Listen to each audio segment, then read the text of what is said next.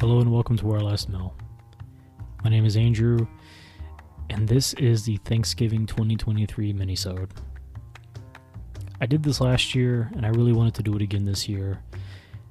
The whole point of this episode today is to celebrate what is my favorite holiday, Thanksgiving. I want to say at the very top of the episode that I know that Thanksgiving can be really complicated for a lot of people for a lot of reasons. I understand that for some people this is a really tough time of year, just being without loved ones.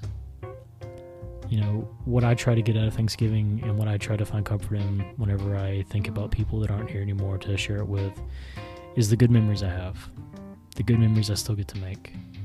You know, being able to stop and be with people I love and share food with them, which is just honestly one of the most important things you can do. Thanksgiving means a lot to me. It always has. It's always been my favorite holiday. Today, I'm going to have stories from people who've been on the show over the last year. Some who were able to send in a favorite memory. Some who actually were able to record and send something into me. So it won't be just hearing my voice today. I want to be upfront and say that I am so appreciative and thankful for everyone who has been on my show the last year. Everyone who was able to send something to me to be part of the show, and also for everyone listening. I am very thankful to you. I hope that you have a lot to be thankful for too. I hope you have a great holiday. I hope you enjoyed today's episode. Let's jump in.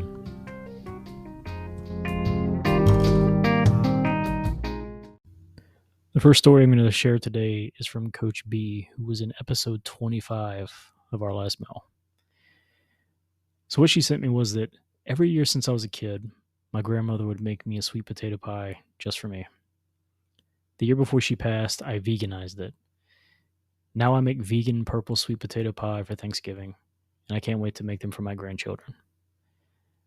One of the cool things whenever Coach B was on my show was she shared how there are all these amazing recipes that her grandmother had made and that she taught to her, and that as she got older and she changed her diet and she became a vegan, she found all these really cool ways to continue making foods that she's always loved and known, but she found a way to make them vegan so that it still fit with her ethical view of the world, with her dietary, her health view of the world, but it was still food that was comforting. I actually ran into her a couple of days ago and we had a chance to catch up, and she was telling me about some of the food that she was going to be making this year. So Coach B, if you hear this, I can't wait to see pictures of it. It all sounded amazing, and I hope I get to try some vegan purple sweet potato pie one day. Up next is Jordan. Jordan from episode 18. What Jordan sent in. When I was little, I would go to my aunt's the night before the big Thanksgiving gathering and play with her kids, my cousins, so that she could prep the food. After they went to bed, we would set the big table with a pretty decor, and I would bring crafts I made in school to use on the table and hang on the wall. I remember how grateful she was for my help, and the autonomy that I felt over the decor was just so creatively fulfilling. I think the best part was getting quiet time with my aunt before the busy, loud gathering. I love this memory especially too. Reading through that now, so many things that this just connects to for me. You know, one of my favorite things growing up and going to Thanksgiving was getting to see my cousins. I didn't live near them, so I didn't get to see them all the time. So it was almost a guarantee at Thanksgiving when I was little, I would get to spend time with my cousins and play with them, which was really cool. You know, the other thing is the fact that she had this bond with her aunt and she was able to spend that time with her. The talk about autonomy and getting to, when you're an adult or when you're a kid and you get to feel like you're on equal footing with an adult is so cool. You know, I think we lose sight of that sometimes as we get older, and it's something now that with my daughter, I try to have those moments with her when I can. She's only 7, but whenever I can give her that moment of like feeling like a big kid, or almost that she's, you know, she gets to be one of the adults a little bit. I love that. I am excited, you know, to get to see her excited in a couple of days for Thanksgiving, and seeing her help prep and help us with the food and with setting the table and just being a good host. I can't wait for that. Jordan, thank you for sending this over. Okay, up next is Marie. Marie from episode 35. And Marie sent in, Thanksgiving is one of my favorite holidays. It's all about the food and no presents needed. I was fortunate to be able to celebrate both US and Canadian Thanksgivings with my late husband Dave. Two times up in Canada, our oven broke while in the middle of cooking Tom the turkey. Two times. The first time my sister and I stuffed the bird inside the microwave, literally with juices running out the door. We were hysterical, and that made quite an unforgettable memory. The second time we put Tom outside on the gas grill. It came out so good that we started to cook it that way all the time. I this one, Marie, I mean, just being able to it's such a stressful moment because cooking for that many people is going to be inherently stressful. And even if it's not a big group, cooking for other people and there's just this importance of it being for Thanksgiving, that's a lot of stress. So being able to think on your feet and figure out some way, whether it's slamming it in the microwave or throwing it on the grill, I just can't imagine. And I hate that they had to go through it. But it's one of those things. In her message, clearly she can look back on it now and laugh. And they even found a great way to cook it going forward. Um, I'm going to regret saying this. I'm going to knock on wood. I've never had any major mishaps cooking for Thanksgiving, but it's one of those things that when it happens, if it happens, you just got to be able to roll with the punches. So Marie, being so good about rolling with the punches, I appreciate it. So this next one is going to be a clip sent in by Christine from episode 31. Christine had the chance to actually record something, send it over, so you're going to hear her voice now. I just want to call out before we get into this. I love the way that she approaches this by talking about how Thanksgiving is the food's great. That's a big, important, amazing part of it. But a lot of times it's more than just what you have on your plate. So Thanksgiving has always been my favorite holiday. I love to cook and I love to feed people. Neither of my parents were very good cooks. As a matter of fact, they were both pretty bad cooks. And every year for Thanksgiving, my dad and my stepmom would come up to my house for Thanksgiving. My house is always where everyone would come from the family for Thanksgiving dinner. And I would make a huge, huge feast, a couple of turkeys, ham, all the vegetables, potatoes. And a particular point was my stuffing. So my dad, I don't know that he grew up with much in the way of Thanksgiving and so on, but he absolutely loved my stuffing. He called it dressing. Now I put a lot of stuff in there. There's a lot of vegetables and herbs and just all kinds of fun things. As a matter of fact, I measure nothing, so I'm sure it probably tastes a little different every year. But Dad would rant and rave about my stuffing. Be the first thing he'd put on his plate. He'd cover it with gravy, and it would just go on and on. Christine, you make the best dressing, the best dressing.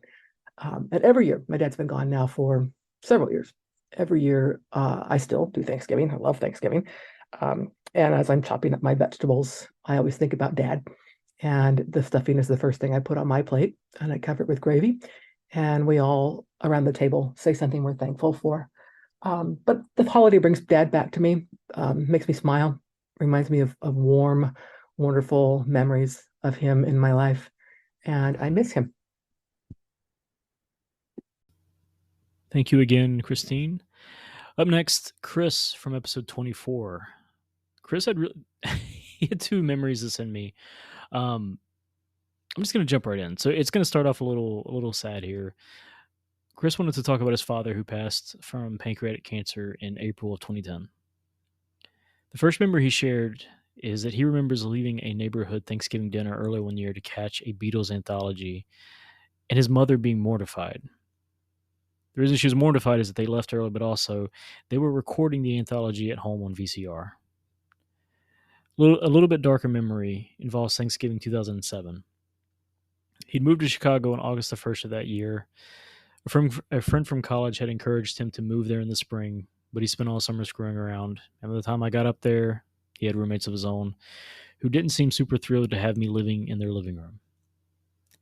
The situation went on too long, partly due to my inexperience with adult life, but by September 15th of that year, I had my own place. But I was still out of work, so by mid October, I had to ask my parents for $500 in order to stay above water. What does all of this have to do with Thanksgiving? Well, I had plans to see a popular bluegrass band on the night before Thanksgiving. Since I had attended family Thanksgiving 23 years in a row, I figured that skipping one year wouldn't be the end of the earth. But my mother kept calling, week after week, and then day after day, until she finally put my father on the phone, demanding that I hitch a ride with a family friend on the Wednesday to be home and bright eyed and bushy tailed for a holiday that I really don't give a shit about. It's been 16 years, and the story still really pisses me off. I mean, look, I've already made it clear my opinion on Thanksgiving. This is my favorite holiday. Um, but I get it. It's not everybody's favorite. I won't fault anyone for that. I'm not going to fault a 23-year-old wanting to go see a band instead of hanging out with their family. Um, Chris, I appreciate you sending over. Chris, he does good work with the Vonnegut Library in memory of Kurt Vonnegut. I've said it before on the show. I'll say it again. My all-time favorite author. If you're not familiar with the Vonnegut Library, check it out. Vonnegut Library, I don't know, just keeping the memory of alive and honoring the works of a very important author. VonnegutLibrary.org. Okay, next is going to be from Pamela. Pamela, who was on episode 16. The time these two other women were here for that Thanksgiving, probably 4 or so years ago. It was great, especially since they are both people with whom I share significant interactions relative to my world work, so to speak, as an artist. They are both artists too, and one of them has hired me several years as the guest artist for a teen writing program at the University of Washington, and the other is part of my nonprofit, Emotion Literacy Advocates, and has edited a couple of my books and collaborated on the cover of one of those and played significant roles in a number of other ELA projects. The meal we shared was less about the food, though plant-based food is not commonly shared, so that was wonderful. Still, that occasion was more about our interaction and our long trajectory of mutual support and love. It all figured into the event in a special way, and while the food was also glorious. Previous holiday dinners when we were still having turkey are, for some reason, kind of a blur. I'm just going to say there's not an intentional thread here, but this thread of some plant-based options at Thanksgiving. I am on record as saying plant-based foods are amazing. It's just all about how they're cooked. Um, I love here this instance of Pamela, it not being about traditional Thanksgiving food, it not being about, you know, blood family, but sharing good food with people you care about, people that are important to you in some way or another, how important that is and how that's something to be thankful for. I remember speaking with Pamela and just, yeah, such a thoughtful, caring person, so in tune with, just being in tune with emotions and just, I'll call out her work, Emotion Literacy Advocates. I highly encourage you check it out. Pamela, thank you so much for sending this on. Okay, up next is going to be Nikki the Death Doula. Nikki from episode 22, and then I've also got another episode I've recorded with her that will be coming out before the end of 2023. Nikki spent some time talking about how her family has adjusted to Thanksgiving as her family has changed over the years. So let's go ahead and hear from Nikki. Hey, this is Nikki the Death Doula. So I have so many Thanksgiving memories to choose from. And it's hard to choose just one. There's always those little funny stories, like the year my grandma forgot to turn the oven on and Thanksgiving dinner was a few hours late. Or, there's always that one Thanksgiving where you have that one relative that goes on a rant at the table about politics or something horribly racist. We all have those stories. But instead of one particular story, I just kind of wanted to share a new tradition that we had started a few years ago. My parents started going to Florida in the winter when they retired, and they were typically the ones to host Thanksgiving dinner for most of our direct family. And it was easier for them to leave on the week of Thanksgiving so that they would, avoid the worst of the traffic driving all the way down to Florida with their RV. So they decided we'd start doing Thanksgiving a couple weeks early. And since they were gone up until Christmas, this was the right time to put up the Christmas decorations. So when they came back, because they only come back for about a week, Christmas would be more or less decorated and ready.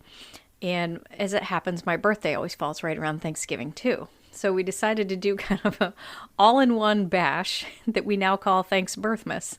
And we do our Thanksgiving Day, we put up the Christmas tree and Christmas decorations, and we celebrate my birthday all in one day. If we're really feeling energetic, we might bake a batch or two of Christmas cookies as well. But yeah, it's become super exciting because Thanksgiving's kind of difficult when you have a lot of relatives that are all adults and everybody has their own families, it's hard to commit like one family or the other. So this way, we can all go to other families or, go other places for Thanksgiving, but still get to see this part of the family as well. And since my husband and I are on our own, we don't have kids, we started visiting some friends that live in Washington, D.C. every year. It's been a kind of a cute little tradition. None of us are cooks, and it's just the four of us, so we tend to just order food and hang out, enjoy each other, and then the day after Thanksgiving, we'll go down to the Washington, D.C. mall and pick a different museum to go visit. So we were slowly working our way through all of them. So yeah, that's kind of my Thanksgiving tradition every year now, and it's just great because I get to see my family, I get to see friends, and make new memories every year. All right, I've got one more left, and that is from Kendall. So Kendall was not on a previous episode of Our Last Meal. She's actually on my next episode. So this is kind of a preview, I guess you could say. That episode will come out in December of 2023. Kendall, I really enjoy talking with her. You're going to love that episode too. She's very insightful and just very smart, very emotionally intelligent, and just very in tune with herself and her feelings. And it was just a joy to talk with her. She was happy to share with me about how to create some new traditions at Thanksgiving, a little bit different than normal, but I really enjoyed it. And I mentioned this to my daughter, and I think she wanted to recreate it. So I hope you enjoy the story. My favorite Thanksgiving memory was kind of twofold. So we had a huge Thanksgiving one year with my mom's side of the family, part of my dad's family, and a bunch of our neighborhood friends. And my dad made a turkey and a ham because I'm a ham girl, my mom's a turkey girl. And my dad took the ham bone out of the ham and he put it in my uncle's girlfriend's purse. And so she went to leave and like opened up her purse to get her keys, and there's just this, not wrapped up in anything, just a ham bone in her purse. So then she put it in someone else's bag, and then that person put it in someone else's bag, and so on and so on. And so it became a Thanksgiving tradition that every year my dad and I would try to get the wishbone and the ham bone put in someone's bag so that when they left our house, they would realize that they just had this piece of Thanksgiving dinner, I guess, in their bag. And I think that's one of the things that I really miss about Thanksgiving is just the weird traditions that we've started. And now that I don't live at home anymore and don't have Thanksgiving with all of those people, I'm always disappointed when I leave Thanksgiving and I don't have a ham bone in my purse.